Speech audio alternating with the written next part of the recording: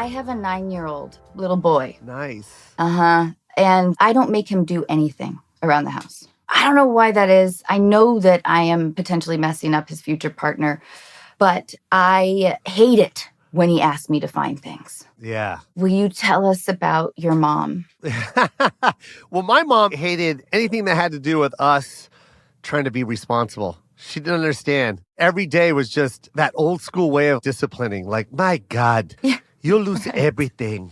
Like, you're never going to be anything if you cannot find anything. It was always just this, you're never going to be anything. But here's the thing with my mom. The way she delivered it, like every time I say it, it makes it sound like my mom was mean, but it was almost comical how she did it. She sounds hysterical. And you can feel, I'm sure, the intention of love. Yes. You know, when I first started doing stand-up, I was always scared to talk about me being Filipino because I didn't think people would understand. And I always got notes from people saying, it's too specific. You know, people aren't going to relate to blah, blah, blah. And I'm like, what the fuck kind of thinking is that? It's like, hear the story first, and then you'll see that my mom's just a mom, you know?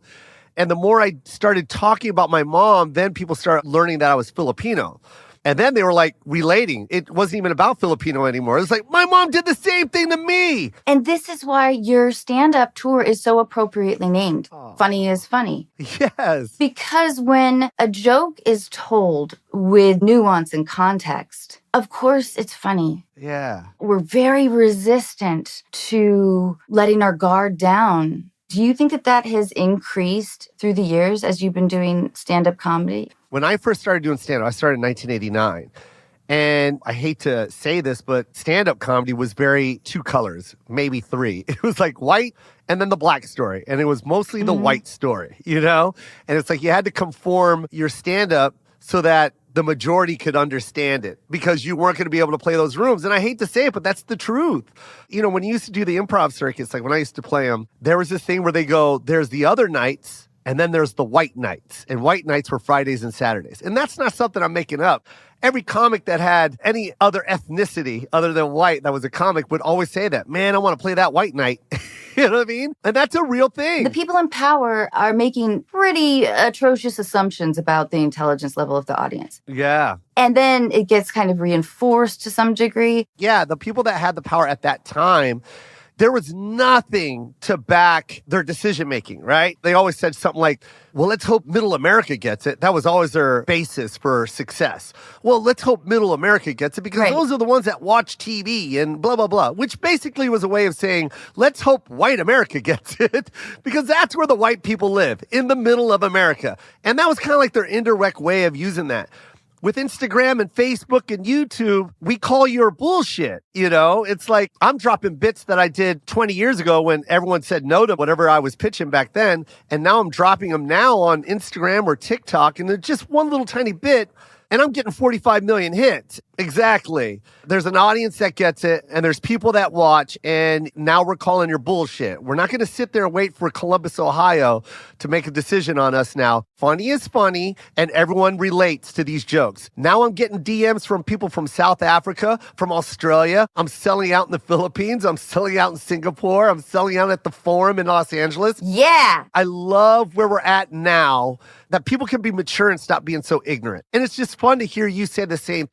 Funny is funny. If you deliver it the right way, we all get it. A mom is a mom. There's no difference from my mom's accent or anybody else's accent, you know? And you mimic her so well that's why we also feel that she loves you and that she's funny. It's so fun to watch. I'm telling you, man, when I was doing stand-up, and this was like 1989, I was so scared to tell people I was Filipino because I didn't know how to do it. Then when I first started, I was doing like the generic, well, Filipinos do this and white people do this. And I was trying to compare, and that was my way of trying to tell people I was Filipino. And then all of a sudden, one Christmas, I bought my son the Wii. And all of a sudden, I see my mom playing a video game for the first time in my life. I see my mom interacting with a child with a video game. It was my first time ever seeing this. And she's talking shit. You know what I mean? Like, oh, try and get that, huh? Oh, boom, game over. And she's like screaming at my son and calling out people like, who's next? You want to play? And I went up on stage and did that joke. And people died laughing. And I was like, this is how I tell people I'm Filipino. That is awesome. It was like a switch. Those moments, they're so few and far between in life. Yeah. That's awesome. Isn't that crazy? And that was the moment. Well, wait a minute. I have a shit ton of stories like this. And then that's when the character became me against my mom on stage. And I remember that joke when I did it, parents would bring Wii controllers, or these kids would be like, my mom plays the Wii too, and she talked shit too. It'll be a white family. It'll be a black family. And I'm like, here we go. When you tell the joke about the accents, which is poetic. Thank you. Just glorious. Thank you. You can hear people, it's like they get a shout out. Yes. That's how the audience is treating it. Yes. You're making me so happy right now because that's what I wanted from that joke. It's not a hacky, let's make fun of. It's a celebrating moment. And it's also putting people on the map and also calling out ignorance. 100%. 100%. If you listen to the joke, I said, only if they have accents can you tell them apart. And not just that, you're giving distinction, just like you said, to different cultures. That's what makes it so brilliant. That was one of my favorite bits because those are 3 groups of Asians that I grew up with. Because you're from Tacoma. I'm from Tacoma, and there's a lot of Asians. I'm from Edmonds. What? You know Edmonds? Yes. I love the Pacific Northwest. I call that my home all the time. I haven't lived there in so long, but I just can't get enough of it. By the way, I just sold out Key Arena where the Sonics played. Dude, congratulations. It was no crazy. wonder you perform with a smile on your face, which is a stroke of genius, by the way. But man, I love it that you're celebrating in your success. Yeah. You know, it's a long time coming. This moment I've been waiting for so long. I'm not going to sit and not celebrate each moment. You don't understand. I saw Eddie Murphy at Key Arena when I was 15, and I bought those tickets on the phone because this is before Ticketmaster. We had to call in a credit card, and I used my mom's voice because I knew if I used my voice, it would have been like, hey, kid, let me talk to your parents. But I used my mom's voice on the phone, and they didn't even question her at all. I was like, I need 2 tickets to the Eddie Murphy comedy show, please. I'm using my Visa card, if you don't mind. And this lady on the other line was like, yes, ma'am. How many tickets? 2. The closest possible, please. Swear I got away with it. And I had to go to the Bon Marché, and it was upstairs in the customer service area. I went there after school and got my tickets to Eddie Murphy Raw. Oh. It was always my dream to sit in the same seats and look at the stage where I sat when I was a kid. And I got to do that with my son. Oh. I was like, right here, Joe, this is where I sat and saw Eddie Murphy. That is just awesome. And I said, I remember looking up to the top going, I can't believe this many people are here to see this man. And I was able to sell 14.3. It was the most they ever sold at that venue. How do you anticipate the show reacting to your accent joke? When I did the accent joke, I knew it was going to crush. Will you tell our listeners sort of a little bit about the structure? I love the fact that you're breaking down the joke because if you listen to the subtle little words in between, it's telling you this isn't a racist joke and I'm not making fun of, I'm celebrating. And I'm calling out ignorance. Like, don't just look at an Asian person and go, Korean, because that's offensive. You know what I mean? But if they do have an accent, sometimes you can tell us apart. And the crowd goes nuts. They go nuts because, one, I'm not making fun of them. I'm giving them a voice, finally, on a huge platform, a worldwide platform. And I'm also making them sound really, really cool. You know, it's like, especially when I do that with the Vietnamese, I'm like, hey, look, one thing I will say, don't fuck with Vietnamese people. You fuck with Vietnamese people, they will fuck you up. It doesn't matter how big they are, they will fight anybody. And that's a true story. That's a true story through my life experience. I got that from my friend V when I was growing up. One of the toughest kids I know, and he was also the shortest one I knew. And he had a thick accent, and it was sharp and to the point. Like, hey, dude, don't fuck with me, dude. What the fuck? Yep. We had the same diverse Asian population in Edmonds. Yes. For me, it was a heavy influence. I had a shit ton of Korean friends. Yep. And I loved them. We're the same. You know what it was? It's the 3 military bases that are in Washington. Can I ask you a question? Sure. And this is just personal. Why did you dye your hair black when you first started? So I was this blonde when I auditioned for a scary movie. At the time, it was called Scream, If You Know What I Did Last Halloween. Yeah. And the lead, Cindy Campbell, was sort of a weird combo of Jennifer Love Hewitt and Neve Campbell. So they dyed my hair. Oh. I felt like a totally different person. Do you get that question all the time? Never. Oh, really? Never. Someone once told me that my career would be better if I was a brunette. Really? Yeah. And I really liked being blonde. It made me feel happier because people tend to treat you. It's a sad fact. Yeah. But they tend to treat you as though you're going to be sweet and cheery. Yeah. Those interactions just are nicer in life. Yeah. Jo, wait, I have to get back to you, though. Oh, please. How would you describe your high school social life? Oh, I would be the most popular kid that no one wanted to date. Everyone knew me. I was the funniest kid. Everyone wanted to sit by me. The athletes wanted to sit by me. Did you have a lot of girls tell you that they liked your friend? No, because I didn't really have that many friends. Like, I didn't have a group of dudes. I had like 2 dudes that I would hang out with. And I don't think any of us were pulling any names or numbers.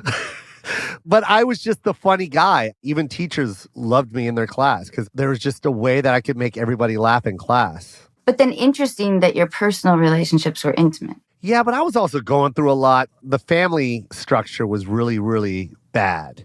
It wasn't a good time for me mentally. So my escape was always comedy. I don't think there was any courage to try and even talk to a girl at that time because I was just going through so much. Right. Way to bring the pod down. No. I think that getting over struggle is hugely important. Yeah. My brother was going through a lot of mental illness problems at that time. So in and out of hospitals and jails and stuff like that. So it was just a depressing time. Older or younger brother? He's my older brother. It was so tough to the point where I wouldn't even tell people I had a brother. I didn't want to get into that part of the conversation. Now I love opening up and letting people know that, yeah, mental illness is real and I have someone in my family that has it and I embrace it. And it was so cool. I was just thinking about him the other day and right before I went on stage, he FaceTimed me and it was just like the sweetest thing. But for years, I would never do that. Well, you had to make the transition from viewing him as an older brother to viewing him as something else. Yeah. I have an older brother. It's our tendency to, at least for 13, 14 years, worship them. Yeah. You hit that right on the head. It was 12, 13 when he flipped. I mean, that's a reckoning. Yeah, it was. It hurt bad. When did you first fall in love? In Tacoma, did you fall in love? No, Tacoma, I never fell in love. No, not even Vegas did I have anybody special. I was so driven into stand-up. I literally was in love with stand-up. So I didn't really have time to date anybody. And then what happened? 2003 is when I met my son's mom. And that was my first time ever dating someone that was just like me, half white, half Filipino. It was a shock. It's so funny to tell these stories now because people can't really, especially my son's generation, my son, all he knows are half-breed kids or hangs out with a lot of different ethnicities because that's the norm now. You know what I mean? And there's a lot of people that look like him on TV. So he embraces it and he doesn't understand the world that I came in, where when I was watching Steven Spielberg's Hook in 1991 and Rufio comes onto the screen and I'm like, wait a minute, that looks like my cousin. Let me wait till the end of the movie to see if he's Filipino. Literally, that's what you had to do. There was no Google search or nothing. It was just like, wait. This is different. It's not a white person. It's not a black person. This is something that looks like me. I have a voice on the big screen right now. Hold on. And then you wait. And then you see it. And it said Dante Bosco. I go, Filipino. I remember going to school and just telling everyone to go watch Hook. Yo, there's this Filipino dude stole the movie. It was Robin Williams, Dustin Hoffman, Julia Roberts. But I'm telling you, this Filipino kid playing Rufio, I'm telling you, his name's Dante Bosco. And that's the only way you could get that out there. It's so funny because we live in this country and it's so, I hate saying this word because I don't want to say it like this, but it is very white and I'm half white. But when you do something like that, you alienate all the other people that live in this country. And if they don't get an opportunity to have a voice, well, then what the fuck, man? Yeah. Oh, let's talk about your movie. All right, so here you go. I'm going to give a quick introduction to it. I'm so excited about this because, you have an option now, especially now with this cancel culture. But I feel like when they said no to me, I could have easily went on Twitter and just started a hashtag going, Netflix sucks, cancel them. They don't want to give me a special. But I was cut from a different cloth and I wasn't going to do that. You're going to say no to me, then I got to show you why you need to say yes. And I went and paid for that special myself. Not only did I pay for it, but 2 days before we taped, Netflix called and said, hey, we found out that you're shooting your own special. We really want you to know we don't want this special. It was so heartbreaking and gut-wrenching. I was crying. But I went on and did it anyway because I knew that this special was going to be the one. I knew Life from Seattle needed to be on that platform. And if they just see it, they would buy it. And I shot it, I cut it, I brought it to them, and they bought it from me. And I was like, I knew it. And shout out to my manager, my agent, they believed in me too at that time. But if I didn't do that, I wouldn't have got the second special, which was Coming in Hot, when I did all the accent jokes, right? And that's the one Steven Spielberg watched. And Steven saw that special, brought me in for a general. And basically, the whole team there at Amblin was like, hey, Steven wants to make a movie with you. Do you have anything to pitch? And I pitched Easter Sunday. And 7 months later, we were shooting that movie. And now it comes out August. Theatrical release only. It's not going to go to streaming. That is awesome. Yeah, man. So I can't wait. That's what your mom gave you. She kept that flame. Yeah. Because that is a kind of drive that is incredibly rare. And you had a belief that your jokes were good. You had a belief that your audience would hear them. Yeah. Indirect, right? And I shout her out all the time because that's where I got that drive from, was my mom, for sure. She must be so proud. Oh, yeah. She's great. Okay, Jo. Yes. What was your first kiss like? It was in the 8th grade. Jo, this does not support your assertion that you never dated. No, I never dated. That wasn't a date at all. That went on for like 3 days, and it was only one kiss. And it was next to the buses in front of Spanaway Junior High. Spanaway. Do you know Spanaway? Oh, yeah. I spent from age 6 to 23 up there, and I went to UW. Like, I know the whole deal. What? Let's go. I know. So was the kiss good? I remember it was weird. I remember like the tongue in my mouth, and I was just like, what? This is aggressive. How was the negotiation handled? I just walked her to her bus. And then she just turned around, put her arm on my shoulder, and then just pulled my head in. And yeah, I didn't know what to do. I've never done that before. I was like, I thought a kiss was just 2 lips touching. Was it fun? I don't even know if I did it right. Like to this day, I can still remember the tongue going in my mouth. Yeah. To this day, that's the only kiss I really, really remember. So you remember it fondly then? Yeah, I remember that. I just, Okay, now we're going to talk with Kaylee.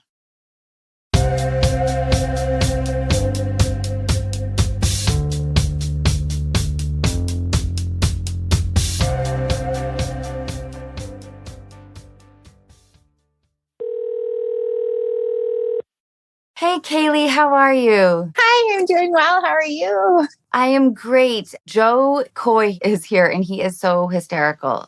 You're just going to love him. And he's really empathetic. Awesome. Kaylee, will you let us know what is going on? Yeah. So my ex and I split up about 4 years ago. And fortunately, we've been able to stay really good friends. We share a 6-year-old daughter who's an angel on earth.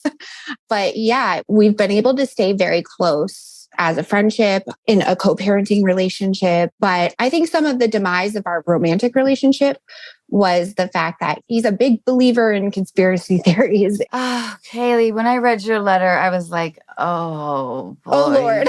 And it's so funny because I listened to Dylan O'Brien when you guys were talking, and no joke, the moment he started labeling off, the flat earth theory and all this stuff, I'm like, this is my life.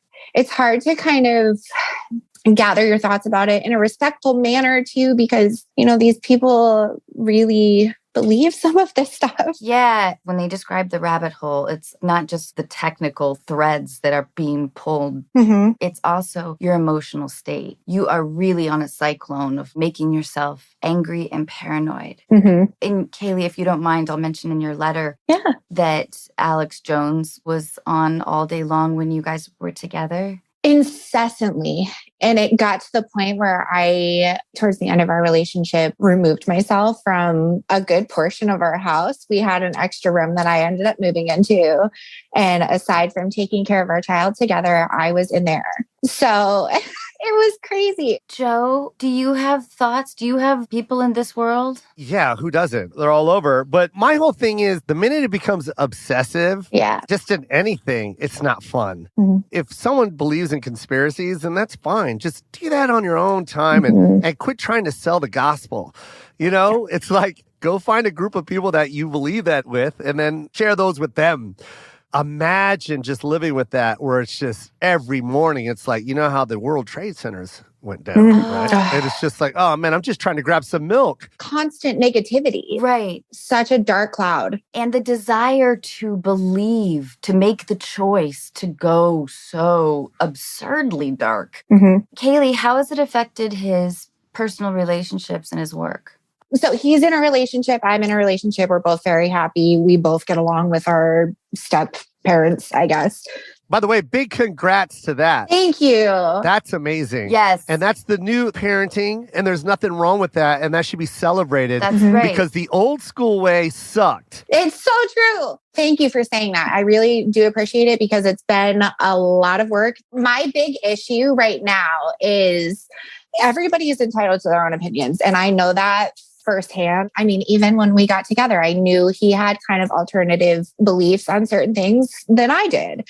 And it was fine for a long time. I was with him for about 5 years. But right now, my daughter is in school. She's being taught all of these things. And it's really difficult for her, I think, as a kid to understand why all of these adults are telling her one thing. And then this adult that she respects and trusts so much is telling her Right. all of those other adults are wrong.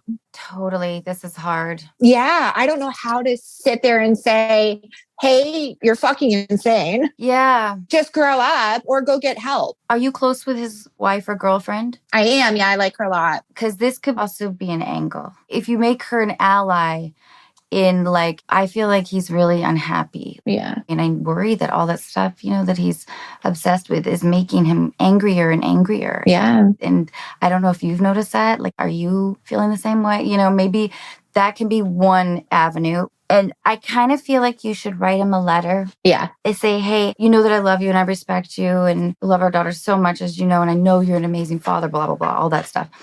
But have you felt more irritable lately with all the theories? Because, of course, if you believe them, then you have to be pissed off at the whole world that doesn't. Right. The only hope, I guess, is for some degree of self-reflection on his part. Yeah. If that point somehow can hit home with him, that he is, less happier than he was 5 years ago. Mm-hmm. And why is that?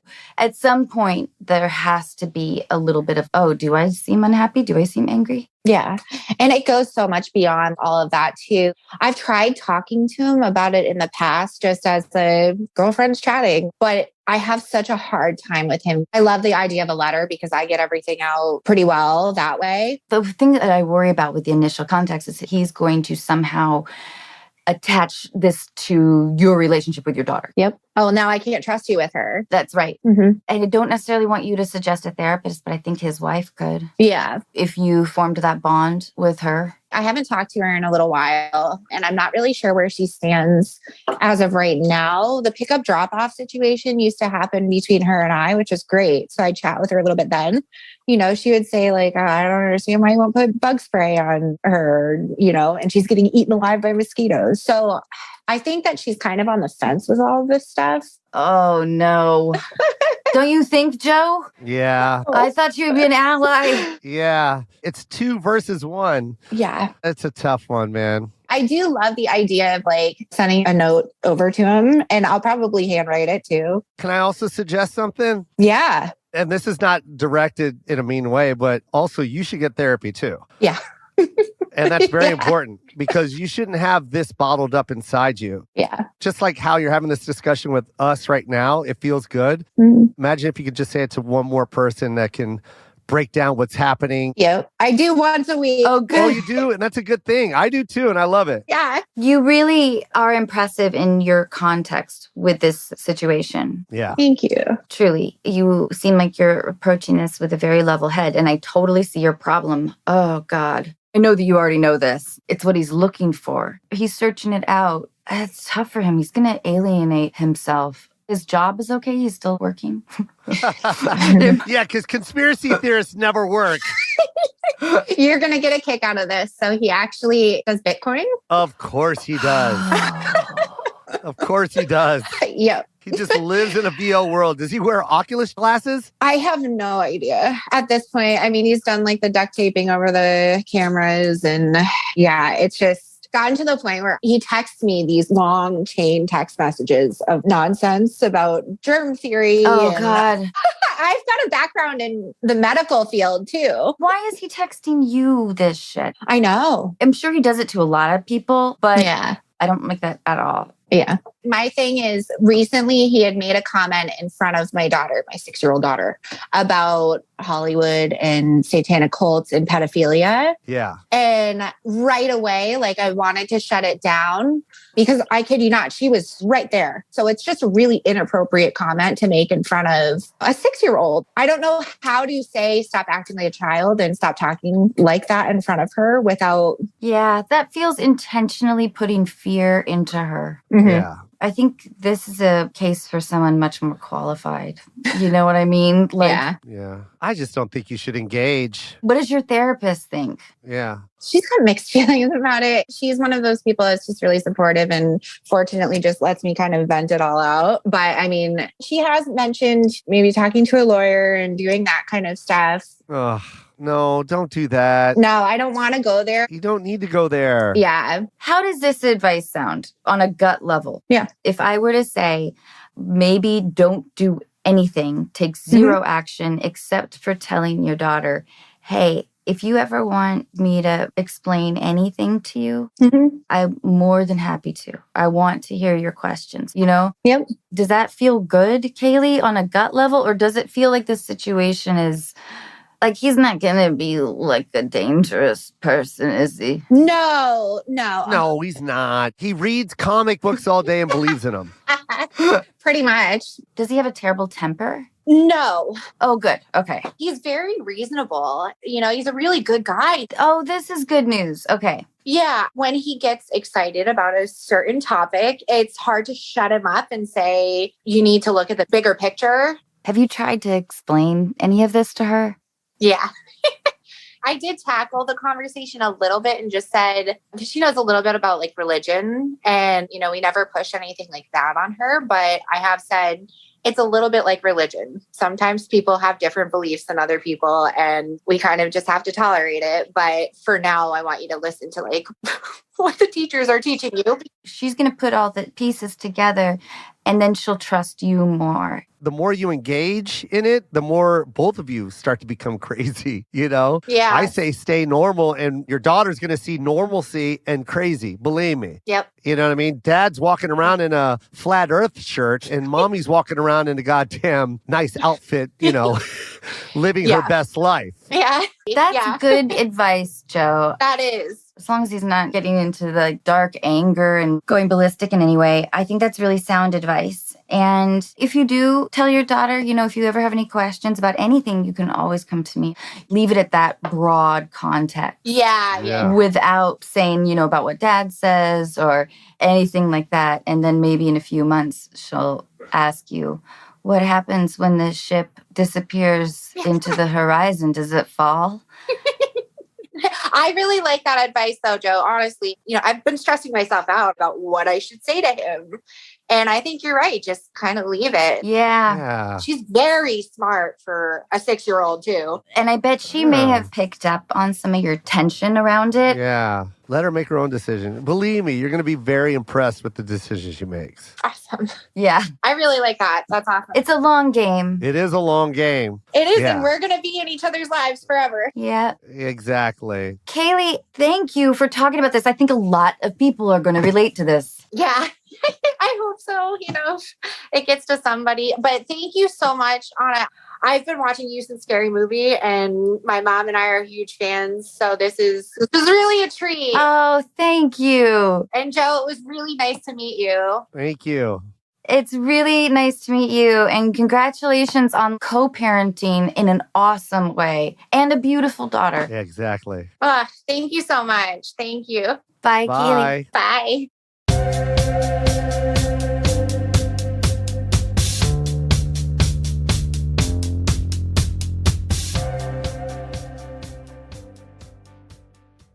You're just awesome. Thank you so much, Jo. Oh, yeah, of course. And you gave spot on advice.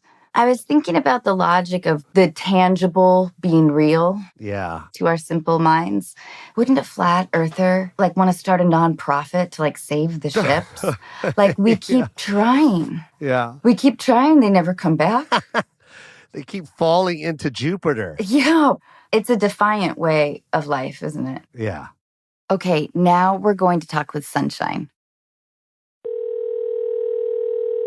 Hi, Sunshine. Hi. How are you? Good. How are you? Great. I'm here with Jo Koy, who is just brilliant and wonderful. Oh. Will you tell us what's going on? Yeah. Basically, my sister, she's been dating this guy for a long time, but he just never prioritizes her and he flirts with other people. And she just always makes excuses for him and says that, no, he just loves everybody so much. And that's why he talks to these other girls and stuff.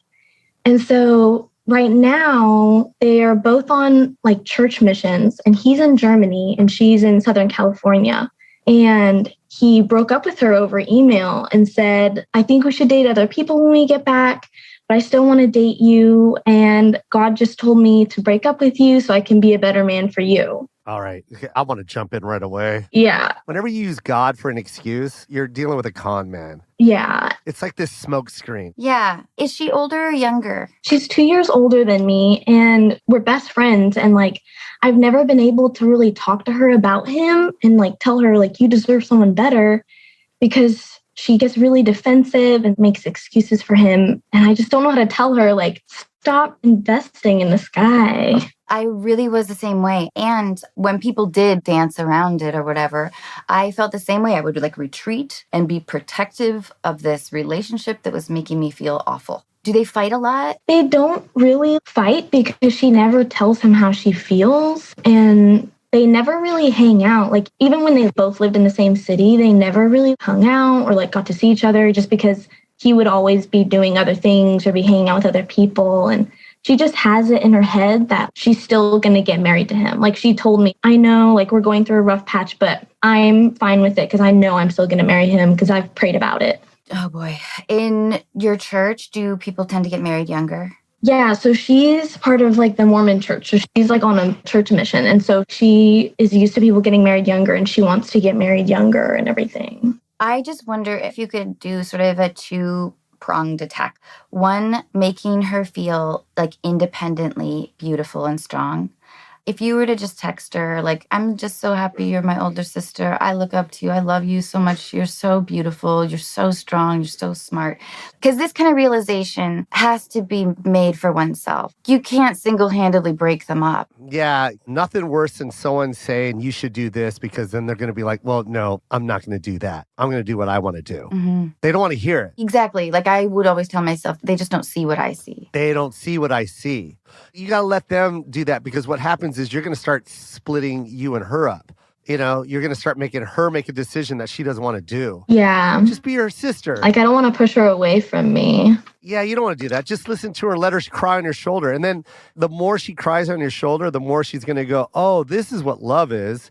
And the person that's making me cry is not giving me love. I wonder if down the road, if you could say, it would really break my heart if you were to get married to someone who makes you feel worse more than he makes you feel better. Yeah. Sometimes I talk about the idea of balance in a relationship. And if you are spending 70% of the time or more feeling bad, whether it's fighting or cheating or just bad, that is a good indicator. We don't listen to that gauge very frequently because we are determined and we're proud. And it's no, I made this declaration, therefore I am going to stand by it. That's how I've been divorced twice.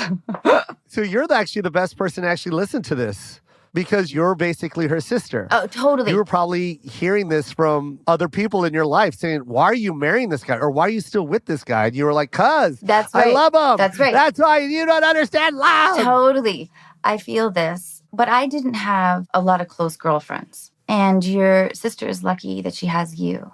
And so I think all you kind of can do is build up her ego. Is she homesick right now? Is she enjoying Southern California? Yeah, she likes it. She's very independent. She's definitely a planner. So she's been planning her whole life after she comes back from Southern California, going back to school and everything. And I feel worried about her though, because after he broke up with her, she just went in this huge planning phase and planned the next 5 years of her life and all these trips and everything. And she can't sit and think about it. That's an older sibling quality. Yeah.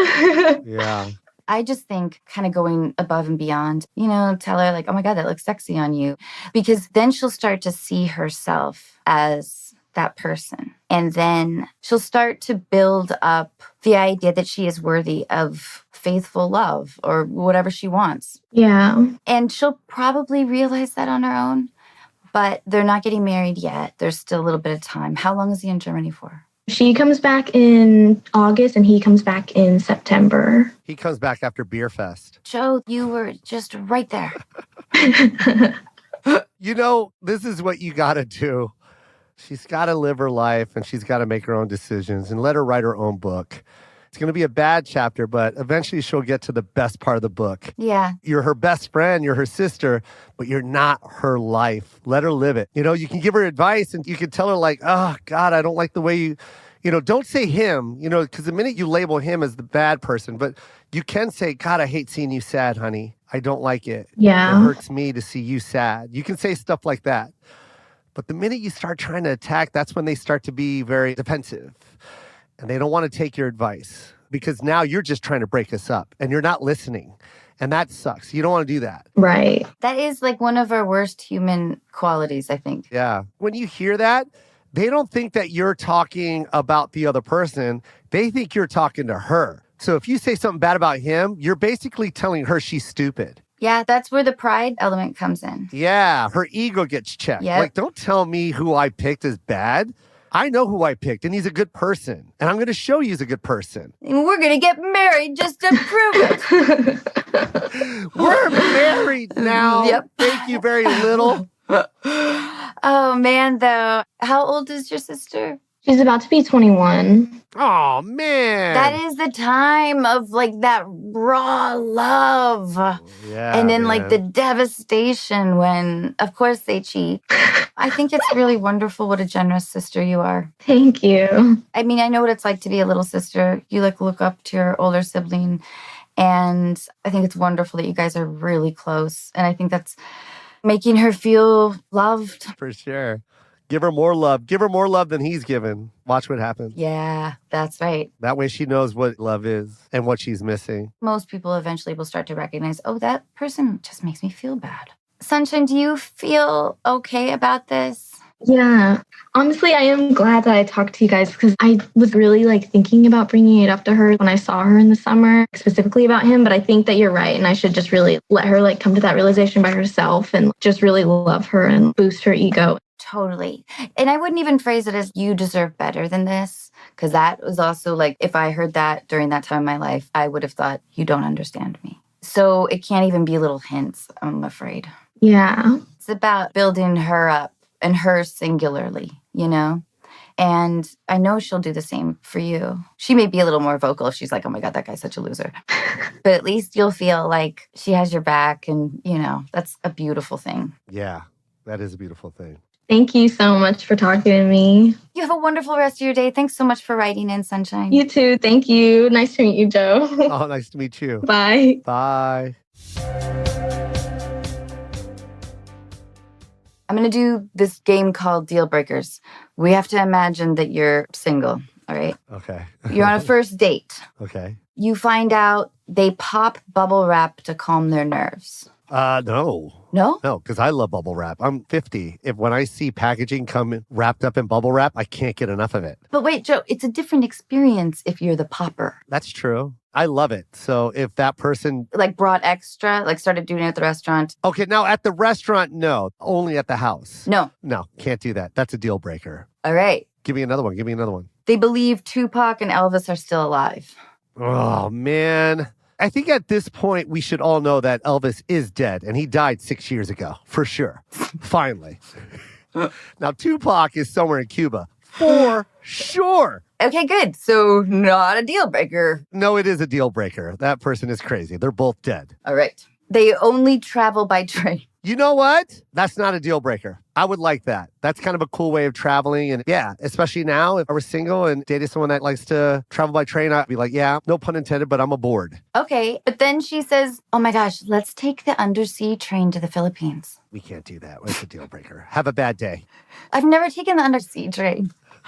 They have one from London to like, Yeah, it feels like it should be a little more exciting than it is. right? That's what I said. I'm like, Yeah. what is this? Yeah. The subway's better than this in New York. Yeah. You're so right. I felt the same way. Like, what was this? I like to think about things that sound better than they are. Are you ready for some? Yes. Backpacking around Europe. Lame. Gazpacho. What is that? And I've had it. And I'm like, It's what is good. this? It just sounds better than it is. You're right. It does. Hot buttered rum. Yeah.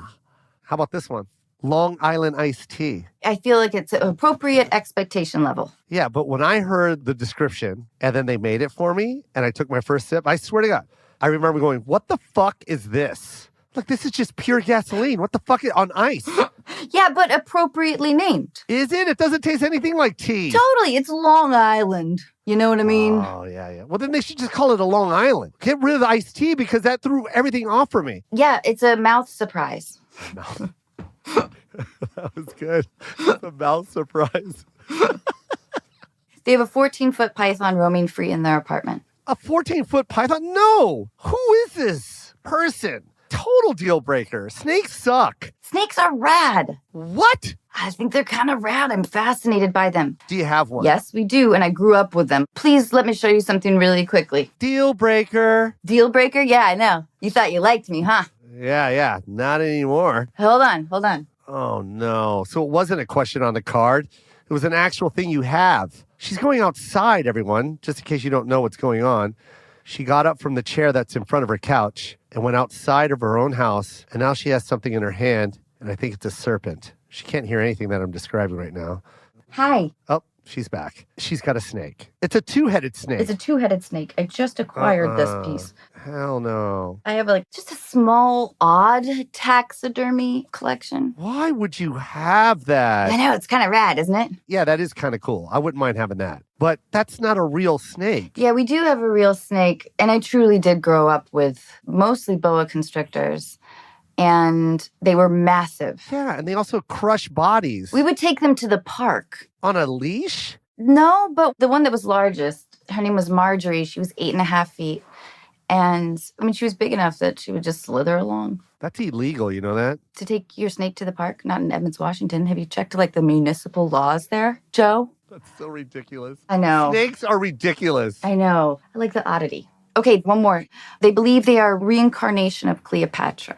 That person shouldn't even be out on the street, right? Don't you find in Los Angeles the self-describer, like the grandiose self-describer? Yes. People are quick to pat themselves on the back for self-identifying. Yeah, for sure. If you were reincarnated, what would you come back as? Oh, God. I don't know. I know, right? And then you kind of don't want to say it out loud because if you do die and you come back as that thing and then the person that does the reincarnation, you're like, you fucking said it during that pod. True. Yeah, but I just like trees. Fuck. Now I'm going to be here for 180 years? Yeah. Joe, I can't thank you enough. You are just fantastic. We'll do my pod next. Okay, I would love to. And wait, where can we see Live from Seattle? Well, there's 4 of them now. There's Live from Seattle. There's Coming in Hot, the Philippines in His Elements. And then my 4th one comes out September on Netflix. I haven't given a name yet, but I just finished editing it and it's amazing. Awesome. Let's go. And my movie, Easter Sunday, drops in August. Congratulations on everything. You're amazing. You're amazing. Snakes! Bye, Joe. Bye.